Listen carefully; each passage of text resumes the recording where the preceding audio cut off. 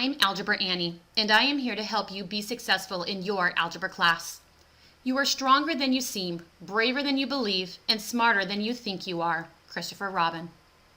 Today we are going to use our prime factorization skills to simplify fractions with math antics.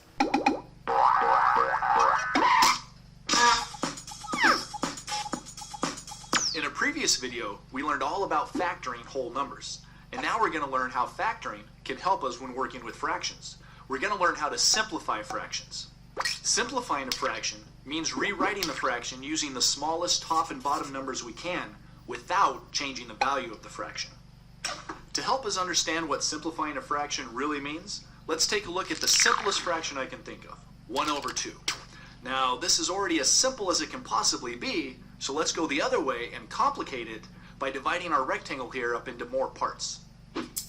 The amount of our rectangle that's shaded is still the same, but now the numbers for our fraction are 3 over 6. The numbers are bigger because our rectangle is now divided into more parts. The fraction we have now, 3 over 6, is equivalent to our original fraction, 1 over 2. That means they have the same value. They represent the same amount. So what if someone gives you the fraction 3 over 6, like 3/6 of a candy bar? Well, we know from our picture that that means they're really giving you 1/2.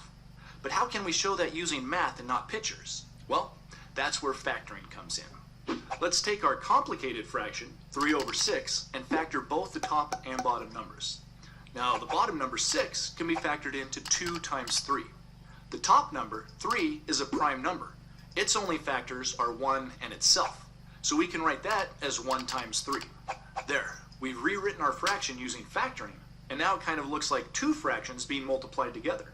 1 over 2 times 3 over 3. Of course, 3 over 3 is what I like to call a whole fraction, since its value is equal to 1. Now here's the interesting part.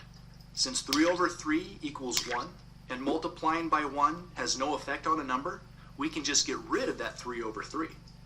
Basically, the 3 on the top and the 3 on the bottom cancel each other out. And once they're gone, we're left with the fraction 1 over 2. So that means that the fraction 3 over 6 simplifies to 1 over 2. Another way of thinking about it is that we're trying to find any whole fractions that are hiding in the fraction we're trying to simplify. And if we find any, we can just get rid of them, and the fraction we're left with is simpler than the one we started with. Now that we know the basics, let's learn the procedure for simplifying fractions. First, replace the top and bottom numbers of the fraction with their prime factors. Next, look to see if any of the factors are the same on the top and bottom. If they are, then we call them common factors because they're something that both the top and bottom have in common. If you find a pair of common factors, you can cancel them out. Just draw a line through them, like this. And last, once all the common factors have been canceled, you need to remultiply any factors that are left over on the top or bottom. This makes sure that you end up with only one number on the top and bottom of your simplified fraction. Oh, there's one important thing to remember. If you're ever able to cancel out all of the factors on the top or bottom of a fraction, don't be tempted to write in a 0. Put a 1 in there instead. The reason you can write in a 1 is because 1 is always a factor of any number. It's just we usually don't write it in. For instance, if you're going to factor the number 15, you just say that it's 5 times 3. But you could also say that it's 5 times 3 times 1. In fact, you could even say it's 5 times 3 times 1. See why there's always a 1 left over when you're canceling common factors? Alright, so that's the basic idea behind simplifying fractions. And once you know the procedure, it's really not that hard. But you might want to rewatch this video just to make sure you've got the idea.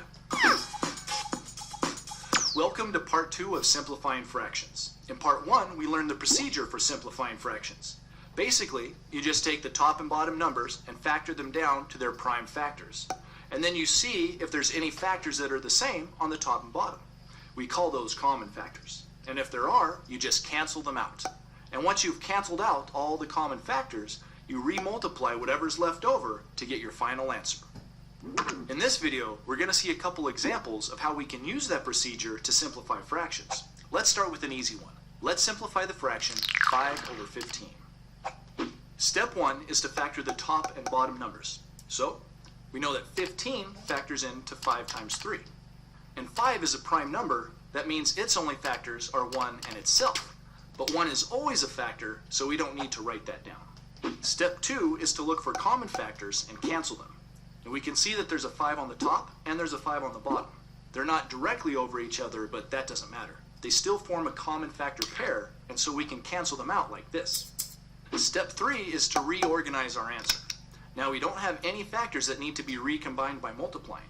We just have a 3 on the bottom, and we don't have any factors left over on top. But you'll remember that there's always a factor of 1. So 5 over 15 simplifies to 1/3. Alright, I think we need to see another example, but a harder one this time. Let's simplify the fraction 30 over 36.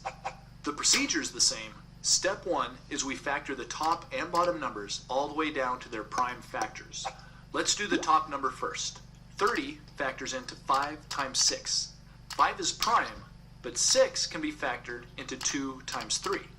So our 30 on top becomes 5 times 2 times 3. Now the bottom number. 36 can be factored into 6 times 6. And each of those 6's can be factored into 2 times 3. So our bottom number becomes 2 times 3 times 2 times 3. Well, it looks like we do have some common factors. There's a 2 on both the top and bottom that will cancel each other out. And even though there's more than one 2 on the bottom, we can only cancel one of them out because there's only one 2 on top. Remember, you always have to cancel common factors as pairs. Now we can see that there's another pair we can cancel. There's a 3 on both the top and bottom, so we can just cross those out. Okay, that's all the common factors we can cancel. So now all we have to do is see what's left over. We have a 5 on the top and a 2 times 3 on the bottom. We don't want to leave our problem looking like this, so we need to recombine any factors that didn't cancel. That means multiplying together our 2 and 3 on the bottom, which gives us 6. There, we're left with the fraction 5 over 6. That's the simplified form of the fraction 30 over 36. They both have the same value, but the simplified one is written using the smallest numbers possible. Now, some of you may have been taught that the way to simplify fractions is to find the greatest common factor of the top and bottom numbers and just cancel that. Basically, that's what we are doing when we cancel all of the common factors using our procedure.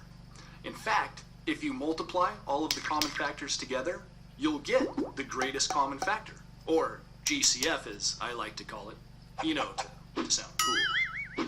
Alright, so that's how you simplify fractions. But I'll bet some of you are wondering, why would we even want to simplify fractions? That's a good question. Basically, it's to make life simpler. Well, at least for your teacher who has to grade all your homework. For you, it just makes life more complicated. No, just kidding. Simplified fractions make your life easier too, because usually simplified fractions are much easier to work with. For example, if your friend said to you, "Here, you can have 27/54ths of my sandwich," it would have been much easier if they had just said that you could have 1/2 of their sandwich, since 1/2 is the simplified form of 27/54ths. So now, whenever you see a fraction, you can ask yourself, could that be any simpler? And if so, you'll know just what to do. Now that we know how to simplify fractions, we need to make sure that all of our answers are in simplest form. Up next, how to multiply fractions.